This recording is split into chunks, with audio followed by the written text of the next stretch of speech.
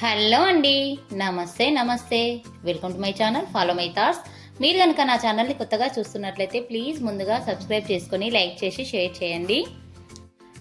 ఇప్పుడు నేను ఈ వీడియోలో ఈ వేడివేడి సమ్మర్లో ఎంతో కూల్గా టేస్టీగా ఉండే రెసిపీ ఫ్రూట్ సలాడ్ మనం ఇంట్లోనే ఎంతో ఈజీగా సింపుల్గా టేస్టీగా ఎలా తయారు చేసుకోవచ్చో అనేది చూపిస్తానండి. చాలామందికి ఈ ఫ్రూట్ సలాడ్ చేసిన తర్వాత ఎలా చేసుకోవాలో తెలియక చాలా గట్టిగా అయిపోతుందండి.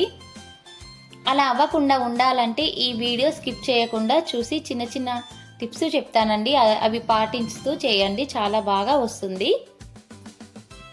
ముందుగా ఈ ఫ్రూట్ సలాడ్ చేసుకోవడానికి కావాల్సిన ఐటమ్స్ చూద్దామండి.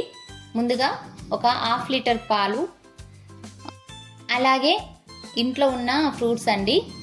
ఇక్కడ ఆపిల్స్ కూడా తీసుకుంటున్నాను.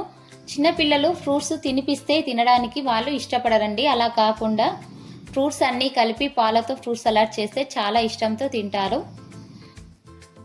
కొన్ని గ్రేప్స్, బనానా, డ్రై ఫ్రూట్స్, అలాగే గ్రేప్స్ చిన్నగా ఉన్నాయి కాబట్టి నేను అలాగే వేస్తున్నానండి. మన ఆప్షనల్, పెద్దగా ఉంటే కట్ చేసి కూడా వేసుకోవచ్చు.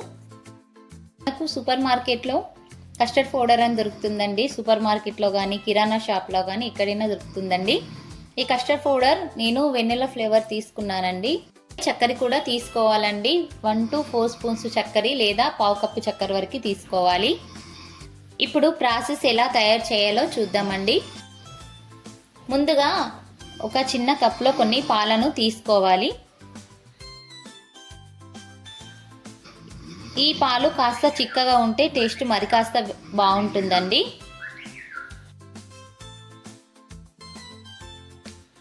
మిగతా పాలు స్టవ్ పై పెట్టి మనము వేడి చేసుకోవాలి.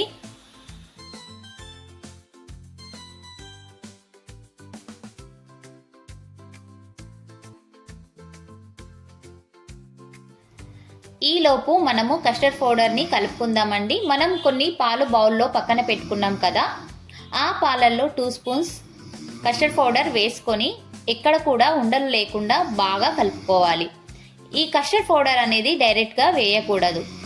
ఇలా కొన్ని చల్లని పాలల్లో లేదా వాటర్లో ఉండలు లేకుండా కలిపి పెట్టుకోవాలండి.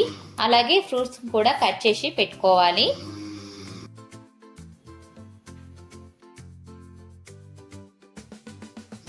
అలాగే ఇప్పుడు పాలు కాస్త వేడెక్కి ఒక పొంగు వచ్చి మరిగాక దానిలో మనం పక్కన పెట్టుకున్న చక్కెర వేసుకొని బాగా కలుపుకోవాలి.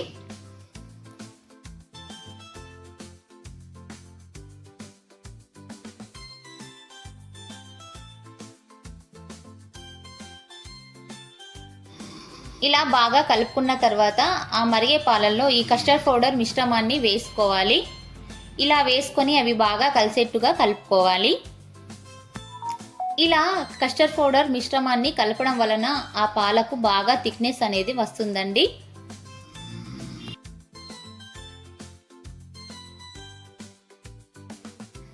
ఇలా పాలను కాసేపు కలుపుతూనే ఉండాలి. ఇంకాస్త థిక్నెస్ వచ్చి ఇందులో వీడియోలో చూపించిన విధంగా ఈ క్వాంటిటీ వచ్చే వరకు కలుపుకోవాలి. చూడండి ఎంత బాగా మరుగుతున్నాయో. ఇంకాస్త ఎక్కువ మరిగితే పాలు అనేటివి గట్టి పడతాయి. ఈ క్వాంటిటీలో మాత్రమే చూసుకొని స్టవ్ ఆఫ్ చేసి వీటిని చల్లార్చుకోవాలి.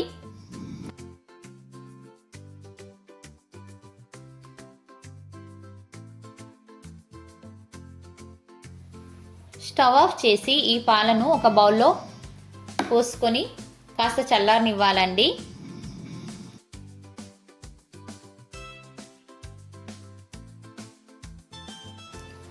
ఇప్పుడు ఈ పాలు చల్లారాక ఈ బౌల్లోకి మనం కట్ చేసి పెట్టుకున్న ఫ్రూట్స్ అన్నీ వేసుకోవాలి. Dry fruits, apples, grapes, banana ఇలా అన్నీ వేసుకొని చాలా చక్కగా కలుపుకోవాలి.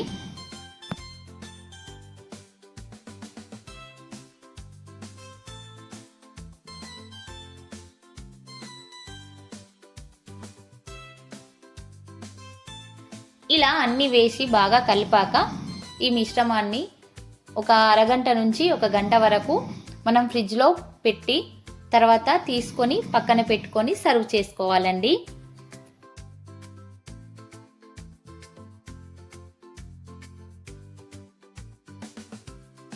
చూడండి ఎంత ఎమ్మీగా టేస్టీగా ఎంత చాలా బాగుంటుందో తెలుసా అండి.